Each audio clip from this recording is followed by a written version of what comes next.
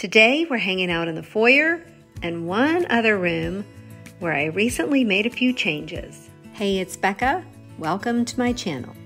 Once Easter is over, I pack up the bunnies and the pastel colors, and instead of diving right into summer decor, which consists of shades of blue and coastal accents, I like to give our house a little bit of a neutral reset, if that makes sense. I just want it to breathe for a bit. And my go-to palette for that is green, beige, and white. And speaking of beige, a few of you noticed during the tour that the board and batten is a different color, and you are absolutely right. This was a project I did years ago. I added the board and batten and I painted it white. And we had Manchester tan walls. Well, recently we had the walls painted white, which then led me to painting the board and batten Valspar Asiago, which is the same color that I just painted our lower kitchen cabinets. It's such a pretty beige or putty color, and I really like it because it doesn't have the pink or lavender undertones that sometimes you find with a taupe or a beige paint. So if you were looking for a paint color like this, you should really consider the Valspar Asiago. After I painted the board and batten, I brought this mirror in from our family room. It was gold, but I painted it white. No surprise. And then layered the pedestal table in front of it along with the wicker armchairs. We've had these chairs for probably 12 years. They're from World Market. Unfortunately, they don't carry them anymore. I've linked similar ones down below, but you would have to spray paint them white, which actually is what I did to these. When we purchased them, they were grayish, but eventually they met my paintbrush. Quick and easy project, I promise. Now, after Easter was over, I added the table lamp, faux tulips, kept the candle, and then added the little wood links. Also on the armchairs, I traded the blush throws that I had on them for these green and white ones. As for the artwork, I'm keeping these around for a while. I know it's got the blush, but I just love them. I love the movement, I love the colors, and I love them so much that I did the same ones over there. And for me, to trick my crazy brain, I will purchase the exact prints, but I reverse the order. So where I have 2 whites and a blush over there, I have 2 blush and a white over here. It makes me feel as though I have companion pieces, not identical, while still satisfying my crazy obsession with symmetry. Can any of you relate to that? And then having a closer look at this wall, not a lot changed after Easter. I took away the tall glass vase that I had filled with winter branches where I hung Easter eggs. Took that away and replaced it with this arrangement. And then the wreaths that I had here that had Easter eggs in them, I took those away and added these instead. And it's actually garland that I've just wrapped around a couple times so that they look like mini wreaths. I also replaced the blush pillows with green ones and traded out the throws as well, but I kept the white pillows. And something else I wanted to mention, I did this a few weeks before the spring tour, is we have a wall outlet right there. You can see it peeking through, and to me it's just a little unsightly or distracting when I have the console table here. So I hung this piece of wood art that I had on hand in the hopes of camouflaging it a bit, if you will. So I know you can still see it if you're up close, but from back here, I think it does a pretty good job of hiding it. What do you think? Now, if I swing you around this way, we've got one more spot I wanted to show you, and that is this wall. Starting in the cabinet, I gave it just a tiny refresh. I took away the bunnies and added the pictures in its place. I'm gonna come back this way. And then up above, took away the Easter wreath that I had layered in front of the mirror. I also removed one of the lamps and in its place added a pitcher filled with faux eucalyptus stems, and then added the scalloped bowl and the books. And I like how the bowl is just a larger version of the ones that are in the cabinet. But truth be told, this is going to be going away soon. I'm finally going to finish the board and batten that I started in here years ago. And once I add it to this wall, I'm going to bring back the antique secretary that I used to have here. Okay, I fibbed.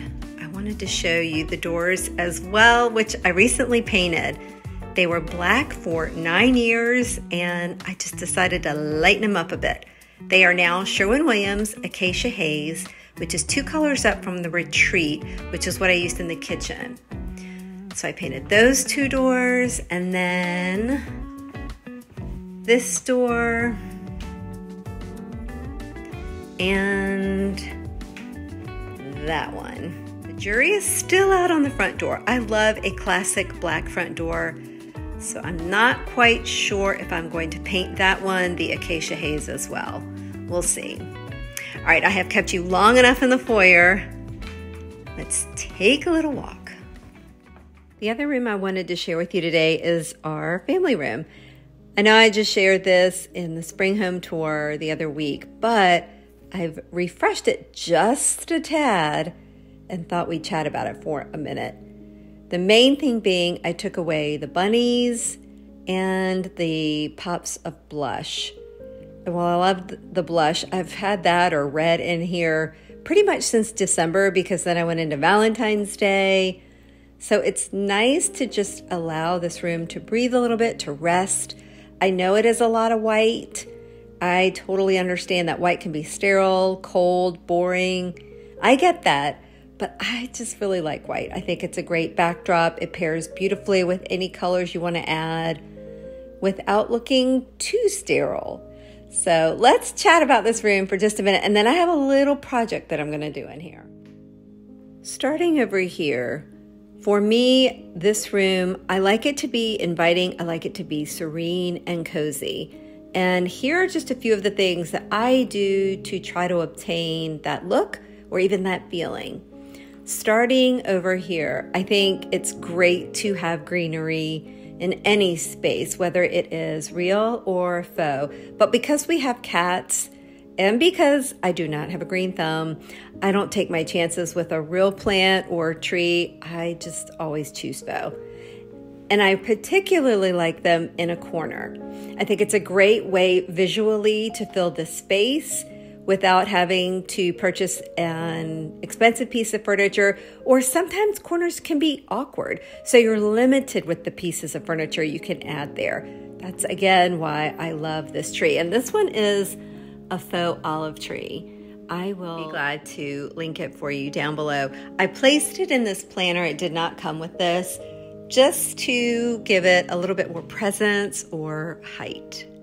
And then turning over here, you will usually find a sofa table behind our sofa. There's been times where I will have the sofa up against the window and then I'll do an end table on each side. I really like that look, but this tends to be my go-to. So it's just a very inexpensive sofa table.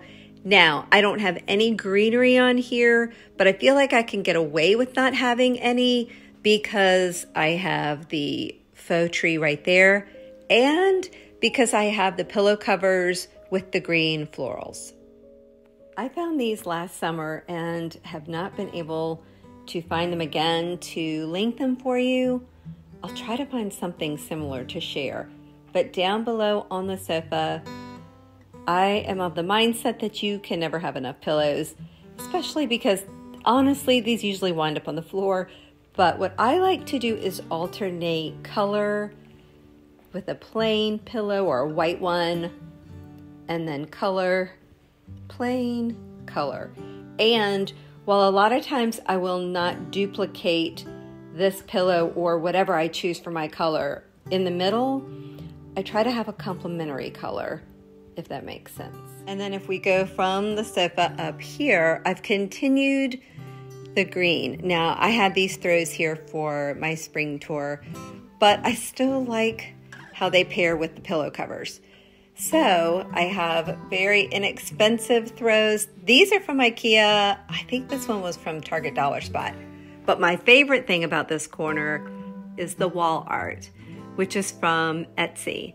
And if you are new around here, what I love to do is purchase my wall art on Etsy as a digital download, and then I just upload it to Walmart or Staples or anywhere where you like to get your photos printed. and then just place them in my frames. And while we're here, let's chat about the window treatments for a minute, or the curtains. What I like to do here is I will always order the longest length. Mine are from IKEA, but I have linked ones that are very similar. These curtains come with tabs at the top, which I then cut off. Well, I order the longest length, I cut the tabs off, fold them over, and then clip them. That's how I get this very relaxed look. I recently painted the windows back to white. Originally they were white, and then a couple of years ago I painted them black, but I missed the white too much, so I recently finished the windows, except for one, the crescent window in our sunroom, and I'm so happy to have the white back. But one thing I do plan on adding are woven shades. We had them in the beginning when we first bought our house. We ordered them, but then I sold them, took them away once I painted the windows black. But I will be adding those back again soon, so I'll be sure to share them once we get them in. And from the curtains, we'll go down to the coffee table. I found this piece at Pottery Barn probably 15 years ago. It is solid wood.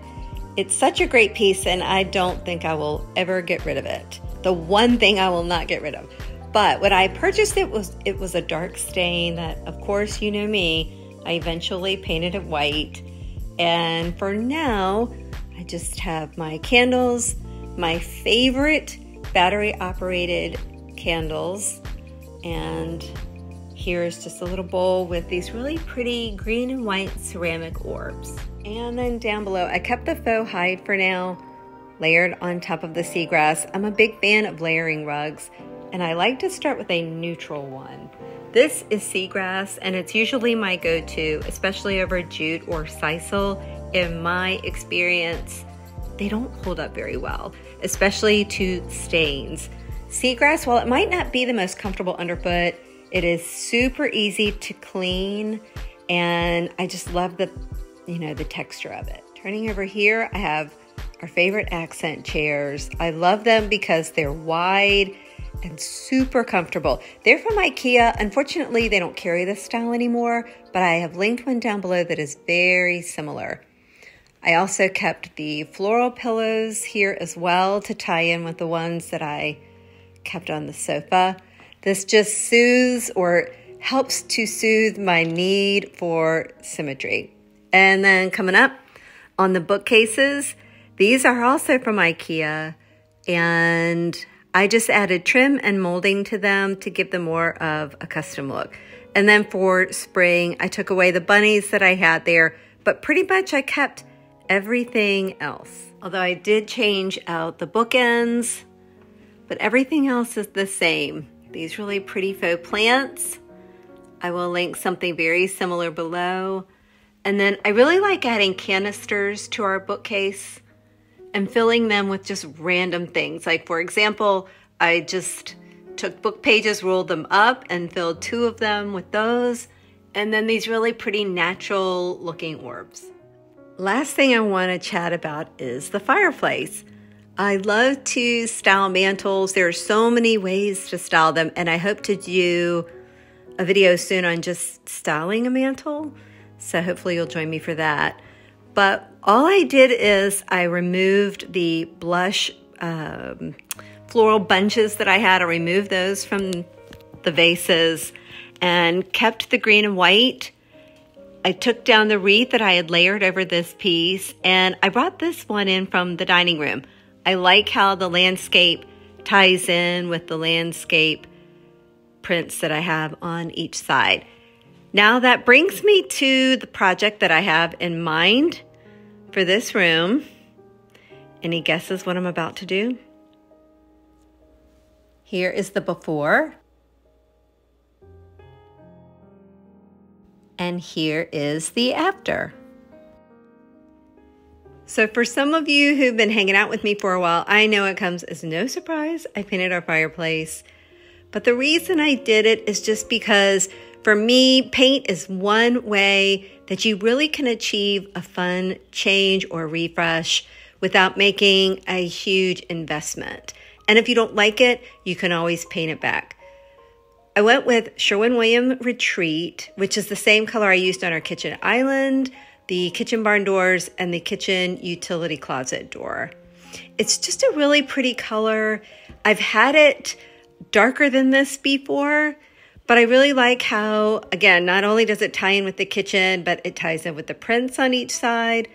I like how it ties in with the pillow covers, which those are going to be changing soon anyway for summer.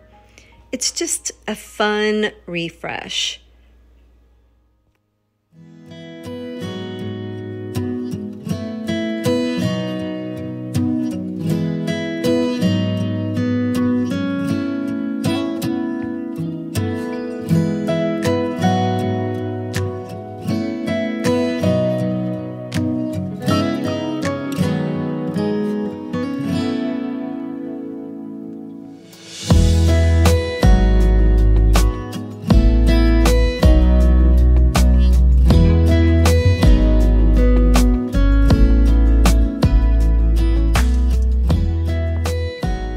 Thanks so much for hanging out with me today. I hope you have fun decorating your spaces, and remember, don't be afraid to pick up that paintbrush. Have a great week, and I'll see you next time. Bye-bye.